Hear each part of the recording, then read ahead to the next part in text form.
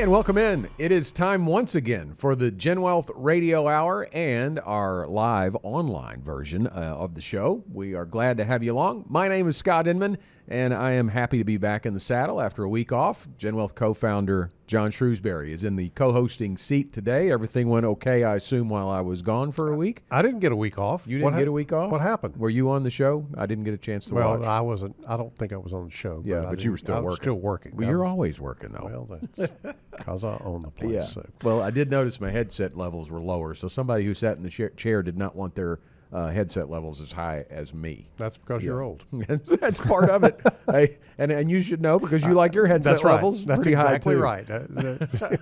Touche, my friend. Yeah, we're glad to be back though and talking the What's Happening segment, which is basically our marketing crew that scours the internet, checking out social media posts and online articles for kind of what's trending, if you will, or what's kind of making news. And we got a really good one. I say the marketing crew, they do most of it. John actually kind of stumbled across this one and wanted to talk a little bit about it. So apparently, I'm learning so much, by the way, by doing this segment because I don't check the social media. I'm not watching who is influencing me or who is influencing society, but there are a lot of people who are. There's apparently a lady named Mrs. Dow Jones, or that's her moniker or tagline. Her name is actually Haley Sachs, and she posted that the American dream is very dead for millennials and Gen Z, so for younger people.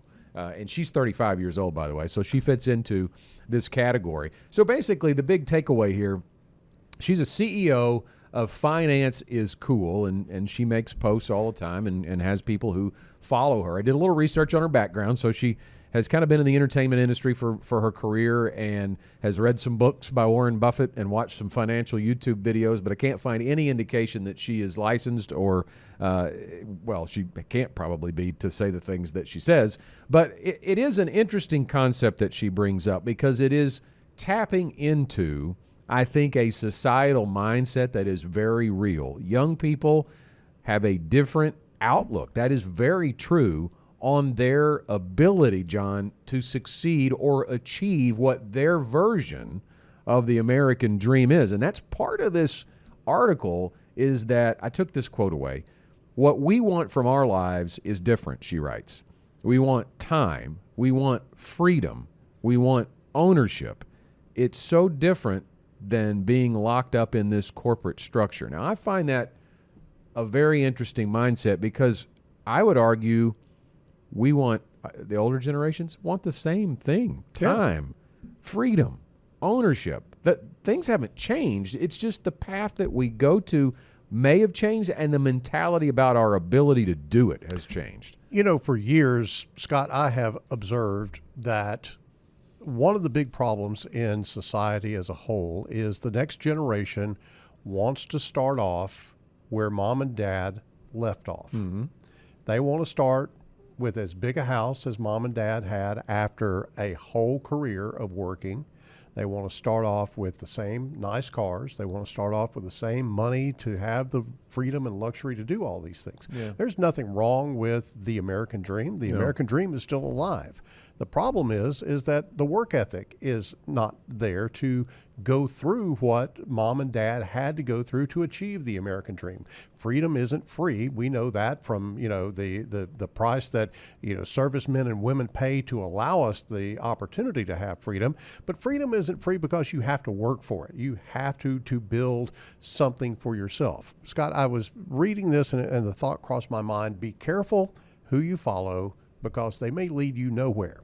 And here's the challenge that I have with Mrs. Dow Jones and this whole thing of the American dream is very dead. And not just dead, but very dead. Can you be very dead? I don't know. Hey, but as long as you let somebody tell you that, you're going to believe it. And if you believe it, then it is dead. Yeah. But I would argue that the American dream is alive and well. Scott, I would argue that between the two of us, we are living the American dream. Now, we're not millennials or Gen Zers, but we have lived from very meager beginnings to a fair level of success. Both of us have in both of the careers that we have both had. Yeah. And so I think that the American dream is very alive for those that want to pay the price. Yeah. and there is a price, because if there's no price, then there is no value. And so I just, when I ran across this, I was like, man, this is really unfortunate, because how many people are going to be influenced by someone who knows absolutely nothing? She's read some Warren Buffett books, and she has, been in the entertainment industry. Yeah. I have no idea how someone allows themselves to be influenced by someone who knows nothing. I would at least think that you would want to go and be influenced by someone who has gone before you and has plowed this ground and understands, okay, here is what it takes to achieve whatever it is that you're trying to achieve. I just don't think Miss Dow Jones has a clue. Yeah, and I think if, reading through the article, I think she's pointing out some of the things that we are, in the sense that the generation that she's a part of feels that way, that the American dream is very dead. She talks about how young Americans are increasingly turning to sports betting and even prediction markets as a financial strategy. And we do know numbers are going off the charts on sports betting. But to me, it's the headline that is the danger. And because a lot of people are not going to read the article. And I'm not saying that she's totally on our side on this, but she is pointing out the mentality over maybe the reality. But the headline says you can't do it. Well, that's what the headline says. It's clickbait. Right. It clearly is clickbait. But also, let's think about why people are turning to sports betting. It's because that we have not provided a foundation for them in terms of financial education and financial training. They've seen mom and dad struggle with money. They don't know any more than what mom and dad knew about money, and so they're going to try something different. It's in their face all the time. Yeah, and so I think that society has some blame here of not being nurturing of that next generation to teach them the basic financial principles that are necessary to win in this world and in society. I think that frankly, the opportunities that are out there today, Scott, are probably 20 or 30 times more than they were when we were growing up. Yes. Simply because you've got access to more information, you've got access to more opportunity online. Think about all the things that you can do online from your home that you could never do back when we were young. And so I think it's just one of those perception things that is a dangerous perception to be touting by somebody that is a so-called financial influencer who has no more knowledge about this than warm spit. Yeah, and I'll try to end this by offering a couple of very brief case studies. I'm going to use my son and my stepson in this scenario. When you talk about that opportunity, my son is participating in what they call the gig economy. He sits at his house and makes videos and puts them on YouTube and gets compensated for that. That's an opportunity that did not exist in previous generations, for sure, because the technology didn't even exist. And then I think about my stepson, who has actually gone out and decided to start a roofing company, believe it or not. Wow. Didn't see it coming, by the way, at all. But he has found that he created an LLC and he's doing a roofing company. He's 20 years old, and you know what the key to his success has been? He shows up, and he goes and he goes after it, and he got in front of real estate agents and says, "Here, if you have a client that needs to replace a roof, I'm here. I'm going to answer my phone." And I think that's a lot of it too these days. I have said for a long time that if I had the inclination to be in the contracting business, I could run everybody out of the business, because I'd show up. That's right. Because contractors just they don't, and that's a generalization. But as a general rule, try to get somebody to come to your house on Tuesday at 3:00 to meet you to talk about something. Maybe not. Right. And that's how that works. And your son, your stepson, has found an opportunity. Right. He's found where the defense is weak, and he's going after that.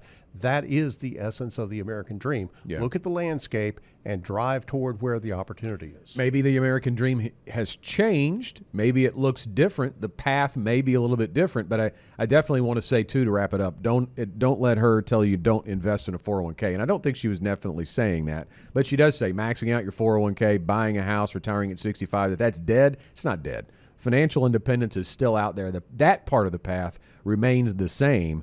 How you choose to be employed and where you choose to get your income, how that works may be changed, but it is certainly not dead, and by no means very dead. Yeah. All right, our next subject. This is an interesting headline from the Motley Fool: Why the Iran War could deliver the biggest Social Security raise in years, looking for a silver lining in the conflict in the Middle East.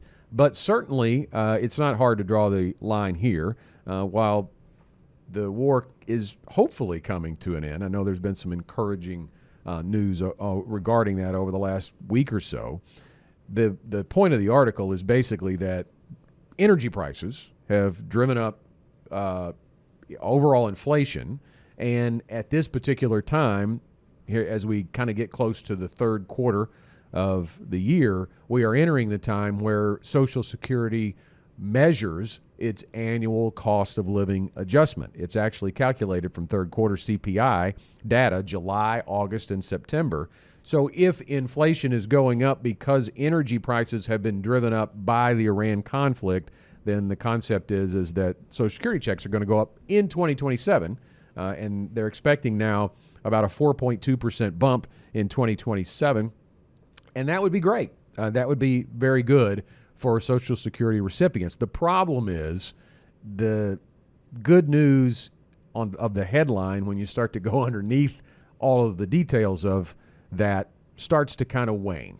It does. And, you know, Scott, I think about when we have these kind of discussions, I think about when people, opine. I was in front of a guy just the other day who said, yeah, back in the day, we could get 12% CDs at the bank. And I said, yes, and inflation was 16%. That's right. Or whatever it was back then. And so, you know, it is a give and take situation here. So the good news long term for people who are on Social Security is that if you get a good inflation bump, then the next inflation bump compounds on top of this one, and all of your future benefits kind of ride on this elevated level of inflation at 4.4% to 4.2, somewhere in that neighborhood is what we're estimating for the Social Security increase this year. That is good news. But what is the bad news is that you are, number one, having to pay more for things, and so it gets consumed over the course of time. And then secondly, if you are looking at things like, paying for or taking part in investments that are fixed income investments and that type of thing, that may have a negative effect on that. So, I think, Scott, when you look at we had a pretty good increase, I believe, in 2023 off of the inflation that we had in 2022. Yeah. So think about maybe that one was somewhere in the 7% range, if I remember right. So you've got 7% in 23, and here we are in 26. We're going to get another 4%, and there were inflation increases in between those two as well. And so Social Security is trying to keep up with the rising cost of living. And that's why that's happening right now. What this does, though, is it gives you a rising floor of a part of your guaranteed income structure in retirement. And if you're properly structured as far as your guaranteed income is concerned, you probably have Social Security, maybe a pension, maybe a stream of guaranteed income from some type of annuity product or something like that that would provide for all of your fixed expenses. And so it is a good thing that Social Security is getting this bump. And I think that, if you can backhandedly credit the Iran war for that, then all the better. Yeah, and I think the challenge becomes with that cost of living adjustment is the CPI does not include a lot of senior costs, and those typically go up at a higher rate, things like prescription medication, healthcare costs, and then you start to look at what is the Medicare premium going to be next year, because that's where we see, I can't tell you how many times I've sat with a client who said, yeah, I got that cost of living bump from Social Security, but my net increase is $15 a month because the Medicare Part B premium went up by more than the cost of living adjustment on the Social Security check. So it can get eaten up. So I think it's a reminder for me that, yes, it is a good thing. I mean, it's always a good thing, especially for people who are just living on the fixed income of Social Security. For them to get any kind of a raise, we are certainly happy about that. But it is a little bit of a misnomer to think it's going to help you as much as it looks like it would from that headline. And I would say, too, there's a lot of news over the last week or so on the future of Social Security and some new things kind of coming to light, at least for me. We've talked about it for years on the incoming deadline of 2032. Sometimes it says 2033, that the trust fund's going to run out of money. That's still in play, but some of the fixes that are out there may become more difficult to implement or may have to be implemented at a more severe cost. And I want to encourage you, we did a fastest 4 minutes in finance on that this week. So if you haven't signed up for that, I want to encourage you to do it. It's going to be a part of the GenWealth Radio Hour, so if you're with us on radio, you'll hear it in just a little bit. But if you are watching online or you're listening on a podcast, you can always sign up for the fastest 4 by texting the word FAST to 501-381-5228, or just visit our website, fastest4, that's the number 4.com, to sign up. It's signing up is really just implementing your email address for us so that we send you the video version of the fastest 4 every Friday morning. And that's all we're going to do. We're not going to blow your email inbox up with other material. We want to just get that to you. We do it every week, and it's a really good one this week on Social Security. All right, moving on to our next topic. This one's an article from Kiplinger about Dave Ramsey. An emergency fund is not about making money, quote, in quotes there. Dave Ramsey's 9 ways to protect your retirement. And that emergency fund, quote, is one of the 9 ways. But there's a lot of good stuff in here. We're big fans of Dave Ramsey. We get sideways with him occasionally with some of the things he says. But for the most part, as a general rule, he has some great sound advice for people who are trying to achieve financial independence. And looking through this, we don't have time to do them all, but we'll talk over a couple of the things that he talks about. And we can start with Social Security, John, because we just talked about Social Security. He says Social Security is just icing on the cake, not the cake itself. Now, when it comes to counting on Social Security, we have just laid out some possible cracks, some kinks in the armor for sure with it. But I don't know that I would phrase it as the icing on the cake. It is not the cake itself. It's not the whole cake. But I don't think it's icing. I would say it's that lower layer. It's the first layer you're going to bake. Or it's the plate, that the cake is that's true too. The cake is sitting on, because Social Security is a regular, predictable, dependable income stream. Yeah. Now, if you want to be real conservative, a la the things that you've talked about Social Security's future, then reduce your Social Security projection by about 20-25% and plan from there. But it is going to be there. It is a misnomer to think that the Social Security system is going to die in 2032. It is not going to do that, because there is still money in the system coming through from paychecks that are being earned right now today that is funding 70-75% of the retirees' income that would be coming from Social Security in 2032. So that it is not going to go away. It may get reduced. I cannot imagine the firestorm that would happen politically if that were to happen. So I believe that Congress will step in at the last minute and do something about it. But I do not think it should be relegated as just being extra money, unless you have so much money that you can build a bulletproof guaranteed income stream without Social Security. And it's just, maybe it does get relegated to icing on the cake at that particular point in time. And maybe if you have Dave Ramsey money, it probably is that kind of deal. And let me, by the way, say that Dave Ramsey is a lot smarter than Miss Dow Jones, as she's so called, but he still has some issues on some things. So he also mentions, he talks about inflation, that it comes and goes, and so do returns with reference to the market. What you don't want to do is draw out so much that you end up running out of money. That is a certainty for sure as far as the soundness of that statement. I think it's a very big point that he makes. Now, he doesn't really get into the details of how that withdrawal strategy should be set up, other than to say you should work with a financial advisor and build that strategy. And I think that is sound advice. That's what we do here on a day in and day basis at GenWealth Financial Advisors. And I think it's important that you talk about the need, because inflation does come. I don't know whether it ever really goes. It comes, and it continues to come. So you're going to have to be invested in some asset classes like stocks and real estate that historically have outpaced inflation over the long term. So with a piece of that, you have to stay invested. But when he says you don't want to draw out too much, I think that's very important too. And Dave has famously advocated taking out too much, I might point out, because we've called him to the carpet before about an 8% withdrawal rate because the market's going to do 8%. I think he's probably backed that back in.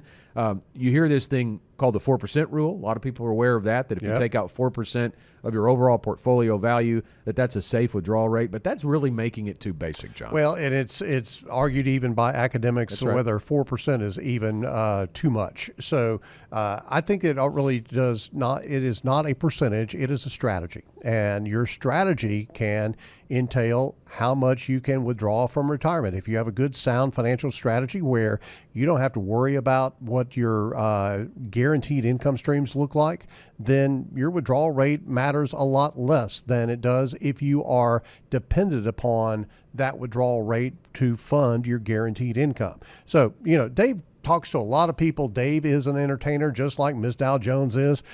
Dave is not necessarily a credentialed financial expert. He does have some good things to say. We do get sideways with him when he gets into the investment area and in the retirement income planning area. I don't think he's got the experience to really lay into that like he does. But the bottom line, we don't look at on this show, we don't grade financial celebrities on their brand. We grade them on their advice. And I can tell you that Ms. Dow Jones' advice sucks. It's terrible. Don't listen to her for any kind of mindset at all. Dave Ramsey has some great things to say he talks to lots of people about things like debt elimination, savings, discipline, avoiding lifestyle creep, things of that nature. All of that is great, sound advice. I just wish Dave would stick to his knitting on what he knows and what he doesn't know. Yeah, absolutely. All right. Hey, great What's Happening segment today. We didn't even get to a couple of them there. That's usually par for the course when we get rolling. But we got too much to say. We are coming to the end of that segment. And so on the GenWealth Radio Hour, stay tuned. The Get Ready for the Future show starts right now. You've been sold the idea that financial independence is all about some number on your account statement, or even worse, that you don't qualify because of where you started out. That's just not true. It's not about some well-kept secret of the wealthy. It's about finding the right information and knowing how to apply it. On the Get Ready for the Future show, we're answering your questions so you can start making real financial change today. The journey to true financial independence begins right here, and it starts with you. Continuing our mission to help people discover, protect, and share true financial independence, this is the Get Ready for the Future show, and we welcome you on board once again, where we're answering your questions about your money, about investments, about retirement, whatever you want to know. We are here to help give you some education about it, not specific advice. We wouldn't do that on the show, but we definitely like to educate, give you some information, and potentially some action steps to push you along your way to financial independence. My name is Scott Inman. I'm an advisor in the West Little Rock office at GenWealth, and GenWealth co-founder John Shrewsbury on board to help answer some questions today. And we've got a good one when you talk about your path to financial independence and helping people push their way down that road. You have got to, we talk about it all the time, one of the biggest catalysts or the biggest factors that will determine your success and becoming financially independent, I think, is margin. We use that word a lot,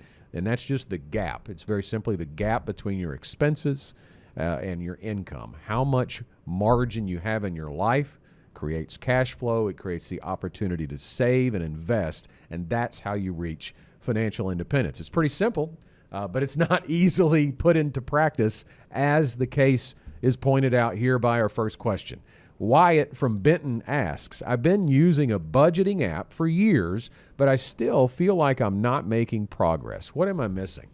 Can definitely feel that way, Wyatt. I think the budgeting app is a great tool for many people, and you don't have to use it to create that margin and to create a path to financial independence, but it is a frustration that we hear, but I think it's good in some ways that you do get some frustration because you have identified the problem if you have that budgeting app in place. But the app is the map. It's not the destination, and it really can't change behavior. You've got to do that.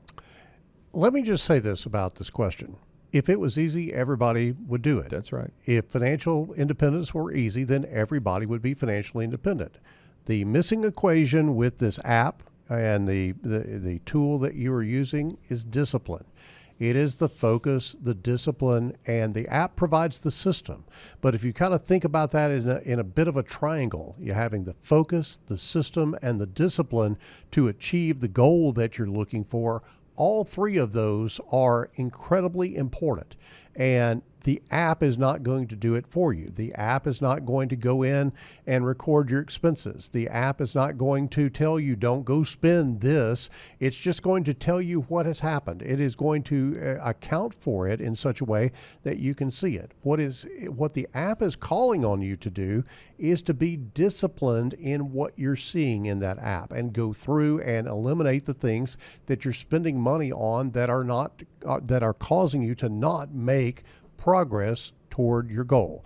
Scott, it's as simple as that. I'm sure we want to talk more about that, Yeah. but at the end of the day, Wyatt needs to just knuckle down and just white knuckle it until this thing gets done and he gets into a rhythm. Because once you get that flywheel going, once you get in a rhythm of accountability and discipline and having the focus on this that you need to have, then it becomes easier. Yeah. But until you do that, then it's always going to be a struggle. Yeah, I think that's true. I think that the app is going to give you the information. It's going to do the math part of it for you. It's going to show you what you are currently doing, but it is not going to affect the change in your behavior. And I think that's what you're going to have here.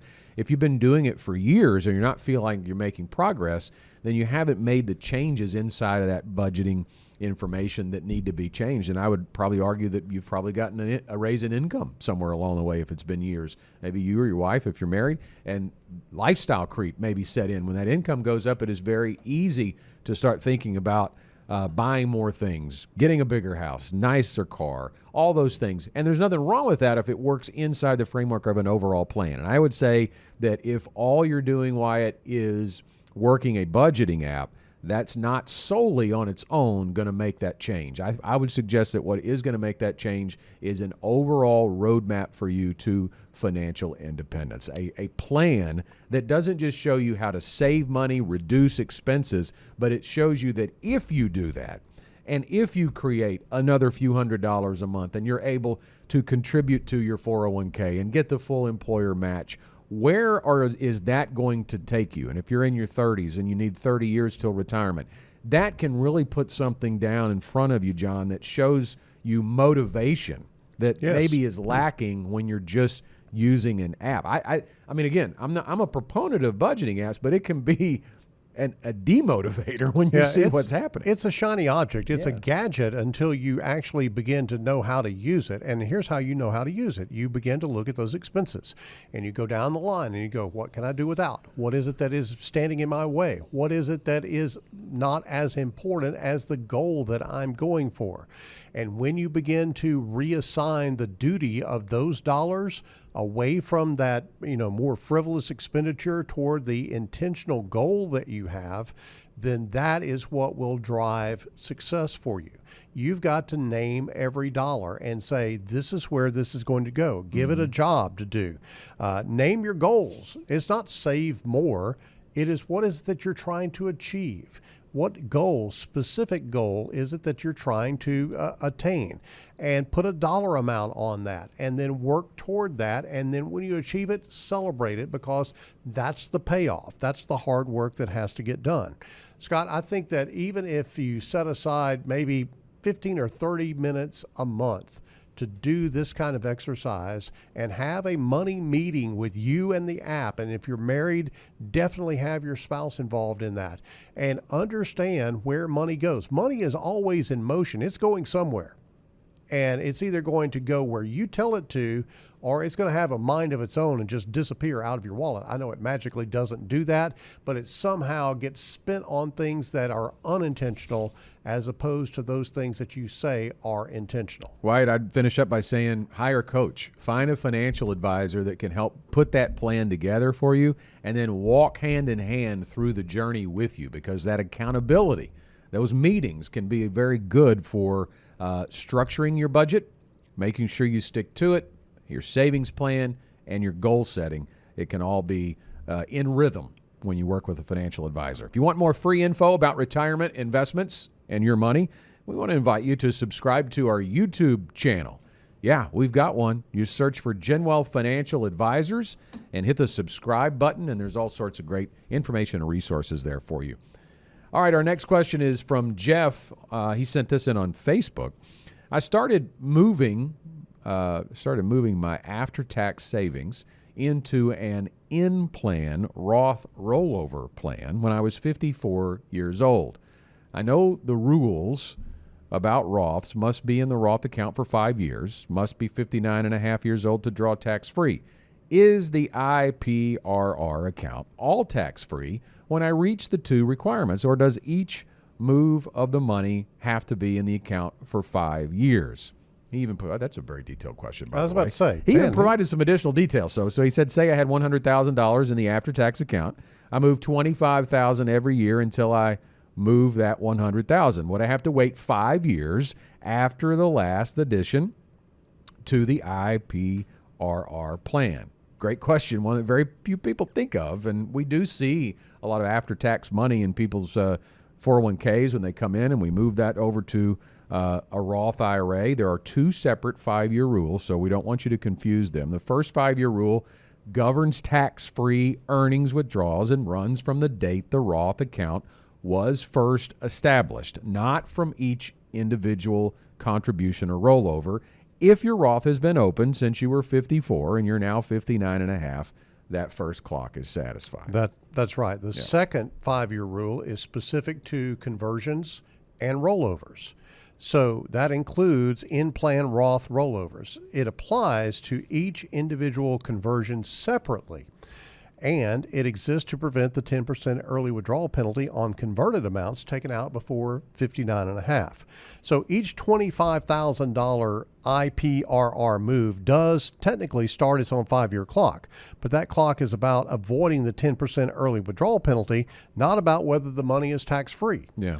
Once you reach 59 and a half and your Roth IRA account has been established for at least 5 years, the penalty no longer applies, and applies to any conversion regardless of when they were made. At that point, the individual conversion clock is largely irrelevant. So that is the core essence to that question. But Scott, I think that what could be lost to our audience in the detail of this is why. Yeah. Why do you do this? Yeah. Well, I think that there's great advantage to doing Roth conversions early in your approach to retirement, or early in your years after you retired, maybe as late as to when you hit RMD age, because you can not just reduce your taxes, but reduce your taxes significantly over your lifetime if you go ahead and pay the tax on that now. Yeah, and I think, Jeff, it's great that you're doing that. I think when you talk to us about the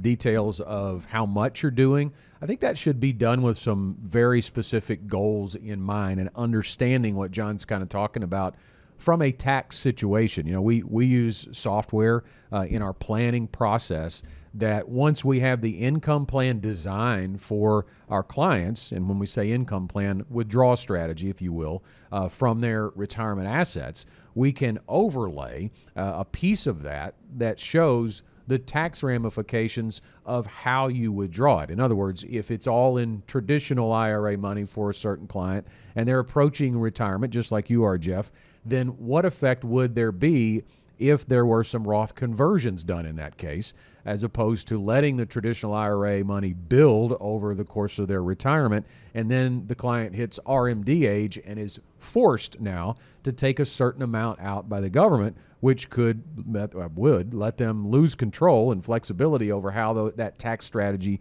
is implemented. So if you do Roth conversions, which basically means you turn those traditional IRA dollars into Roth IRA dollars in any given tax year while you're working or early in retirement, which works very well, then you pay the taxes in that year, you get it moved over into a Roth IRA, and you have tax-free growth for the rest of your life, and RMDs are not going to apply. So winging it, and I don't know that I'm not saying that, Jeff, you're winging it, but if you're doing it without that long-term or overall strategy in place, I would encourage you to reach out and walk through the GenWealth Ready to Retire process to see that software and see that effect on, if I move this over, what's it going to look like for me from a tax perspective? And I'm going to tell you real quick how to do that. You can call 866-653-PLAN. That's 866-653-7526. Or you can send an email to info@getreadyforthefuture.com. And if you want it to be a phone conversation to start, we can certainly hook you up with a financial advisor to have that discussion. But certainly an in-person appointment or a virtual appointment would work very well to begin walking through your plan for retirement so that you're not just kind of doing this in a vacuum. Yeah, you've got to be understanding of how this goes. And one of the cool things, Scott, is that we have software that can model this in all kinds of different ways. Yeah. I just recently went through about 5 iterations of a plan with a client, very detailed very detailed plan, looking at all kinds of different things. But central to this was a Roth conversion strategy. And we literally are going to save this family millions of dollars, because here's the other thing about this. When money is left to the kids, if it's Roth money, it is not subject to any tax whatsoever. No inheritance tax, nothing. It's just they have to take it out over a 10-year period out of the Roth IRA, but there's no tax consequence to that. Yeah. And so it is a wonderful planning exercise to go through. And it was great to have that kind of detail in that plan to walk them through and show them, here is why you want to execute on this strategy. Yeah, I think that's my favorite thing of the software we use is the toggle button. Yep. Put it in, pull it out. That's It just right. walks out. Yeah, do it this way or do it this way. And you get a side-by-side comparison. You can do it this direction, and here's your result. You can do it in this direction, and here's your result. Hey, Jeff, we want to send you a free Get Ready for the Future show tumbler. We're going to name your question the question of the week. Very detailed. We really enjoyed it. Thanks for reaching out. To get that free tumbler, please email us. Just send the email to show@getreadyforthefuture.com. No obligation on your part. Just tell us where we need to send it. And thanks for sending in that question. Next, it's Bridget from Little Rock. We're 60 and just paid off our home. Should we redirect what we were paying on the mortgage into investments or savings? Man, this is a good question, and one that is very important, Bridget, in terms of your retirement income plan. And that's what we're going to go to. But first of all, congratulations on getting rid of that mortgage. We are big proponents in getting mortgage free, at least by your retirement date or very early into retirement. It's not going to be able to happen for everybody, but if you can accomplish that, it is a result. The result is great to have your expenses lowered permanently for the rest of your retirement, and it gives you so much more flexibility with your retirement income. I know a lot of people, and this was in the Dave Ramsey article before we didn't get to, but he always talks about pay off your mortgage, pay off your mortgage, pay off your mortgage. And a lot of people will argue, yeah, but if you can get more interest on the money, if you have a low interest mortgage, it makes more sense to invest and grow the money as opposed to paying off the mortgage. And there's some financial basis for that, but I think it neglects the importance of what Bridget is talking about here. We're getting ready for retirement. We're trying to set up a retirement income strategy and plan, and by knocking out potentially $800,000, $900,000 a month mortgage, it is a huge benefit regardless of what the math says on the interest rates. Yeah, and the mortgage is gone in this particular case. So the question is now what do you do with this money? And so I think that the first thing that, the question was investments or savings. Well, I don't think it's an either or. I think if you have a good solid emergency fund, and if you're thinking about retirement, then you're not at risk of losing your income source. You want to have emergency savings and to accommodate what may be coming down the pike that you don't see right now. You need that emergency savings, but you probably need about 3 to 6 months income in that emergency savings. If you invest the money, then you're going to be able to do some cool things with that money over time. But investments are for longer term. The savings is much more short term. So if you have that financial foundation of 3 to 6 months income in your savings plan, then there's probably not a need to redirect it, because it's just going to sit there and earn a meager amount of interest at today's interest rates. It's better than it used to be, but still not great. You could invest that money and let it grow for the future, let it grow for your family, become an inheritance, whatever the case may be.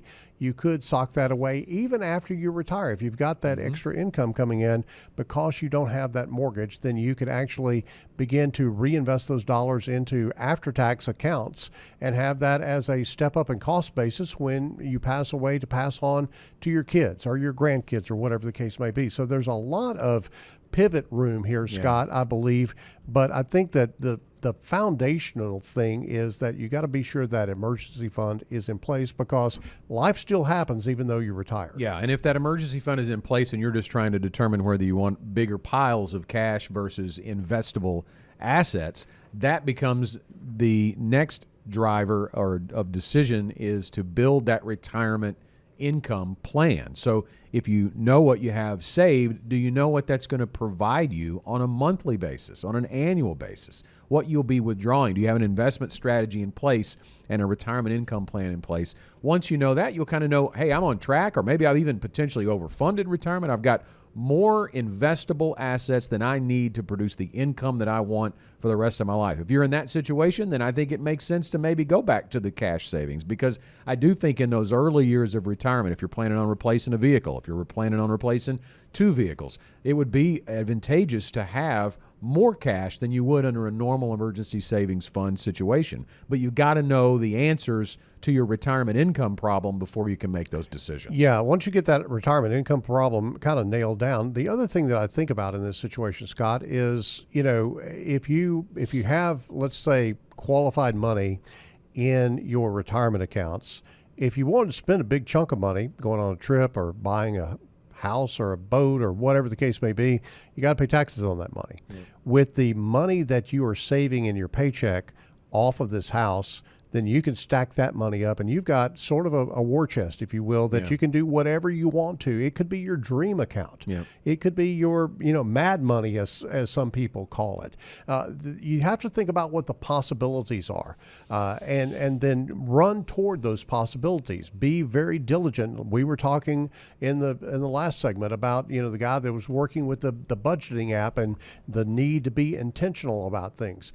Be intentional about what is possible. Make a run at that and give your best efforts at what you could do in retirement, since you now have this portion of freedom by paying off the mortgage. You've got, thousands of dollars a month now freed up that you can do something with. Make it productive. And it's very common. I think we're probably talking to a lot of people here. If they're 60 years old, 55 years old, they get the kids out of the house, they pay off some debt, they pay off their mortgage, all of a sudden their margin explodes and they don't really know what they should do with it. And that's why they need some help from a financial advisor. Building a plan for your retirement allows you to know where to direct those dollars in your final years of work. I have to tell you, I was sitting with a couple of clients just yesterday, and they said, man, we're about to come into a big windfall. And I'm like, oh, it is something I didn't know about. What's happening? And they went, we're getting 2 kids off our payroll.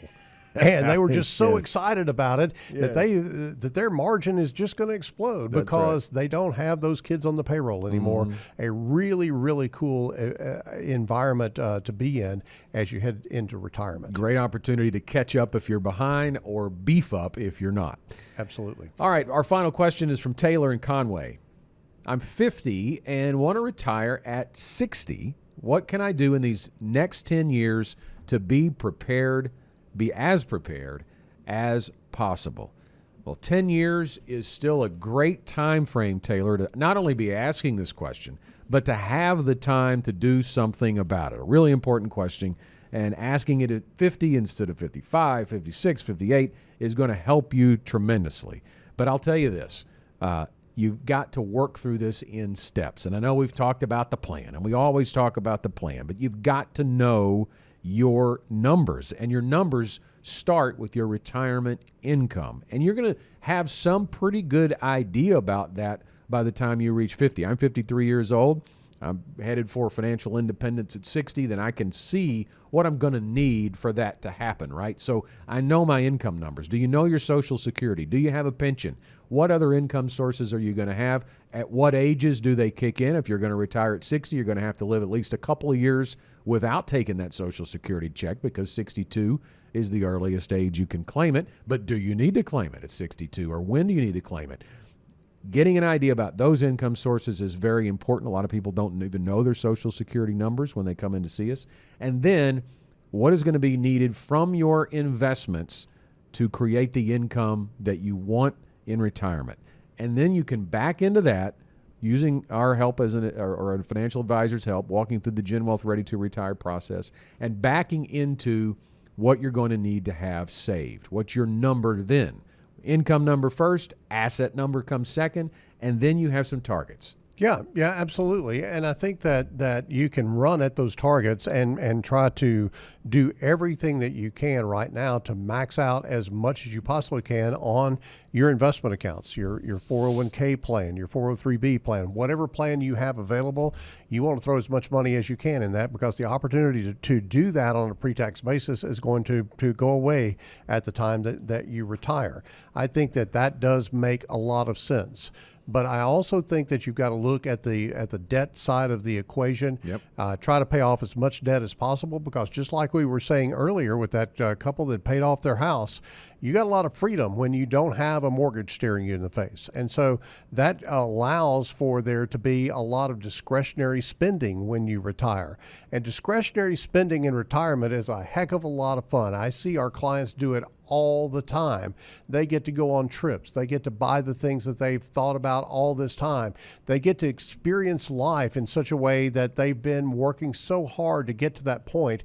They actually need the money to be able to do that. And so, like we said earlier, Scott, if you can have a war chest of after-tax money that you've already paid taxes on, that there's not a big tax consequence for making major expenditures, that's a great way to do that. Maybe that's in a Roth IRA. Maybe that is in just a savings account that you can then take that money and use to do those expenditures.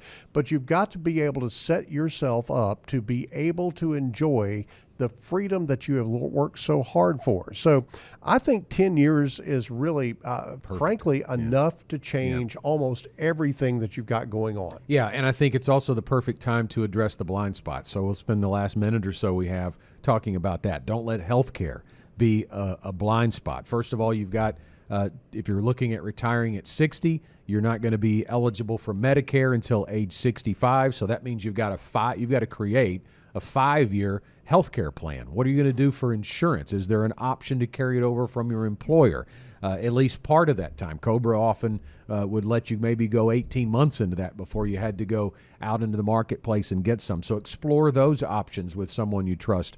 Healthcare related costs, even through retirement, has got to be planned for too. So when we talk about that income plan, how much do you want? You've also got to consider what you potentially are going to need later in life. So many of our clients want to spend in the early years and maybe reduce their income on the back end, and that's not really a good strategy. You might not increase it at the same rate, but you're going to have to continue to have your income go up, because you may not be doing the things you want to do anymore, but you're going to have a cost to still be around, still be existing. And then the other key thing in the last few seconds I've got here is you've got to protect what you're building. And so still following that train of thought with healthcare, what are you going to do in the event of a long-term care need, which is going to affect 70% of us. Statistically, we're going to need a long-term care coverage, or we're going to need some long-term care money, whether that comes from an insurance policy or whether it is built into your plan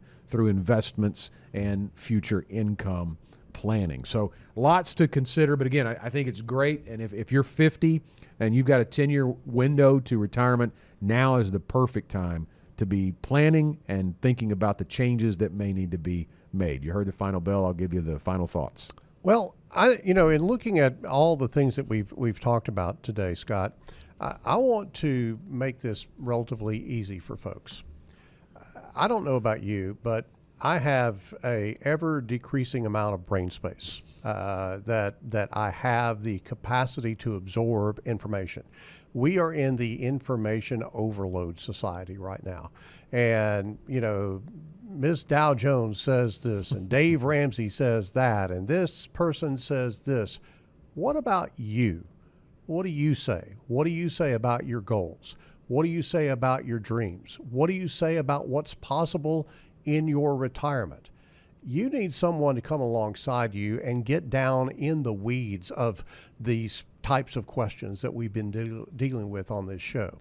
That doesn't come from a social influencer. It doesn't come from a celebrity on the radio. It comes with a trusted financial advisor that you build a relationship with and you work together toward a plan for your financial independence.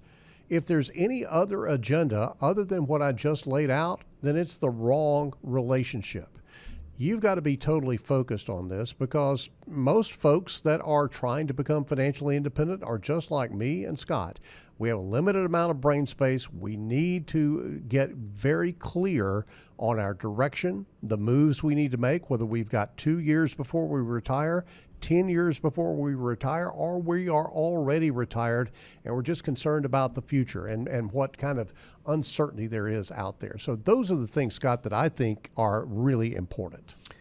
And that's all the time we have for this week's Get Ready for the Future show in GenWealth Radio Hour. We thank you for being with us. And if you want to get a question into us, I want to encourage you to do that. Text or leave a voicemail to 501-381-5228, and we'll see you again next week. The GenWealth financial team is available to you 24/7 at info@getreadyforthefuture.com, or call our offices at 866-653-PLAN. That's 866-653-7526. You should personally consult a financial advisor before making any investment, and no strategy can assure success. Securities offered through LPL Financial, member FINRA SIPC.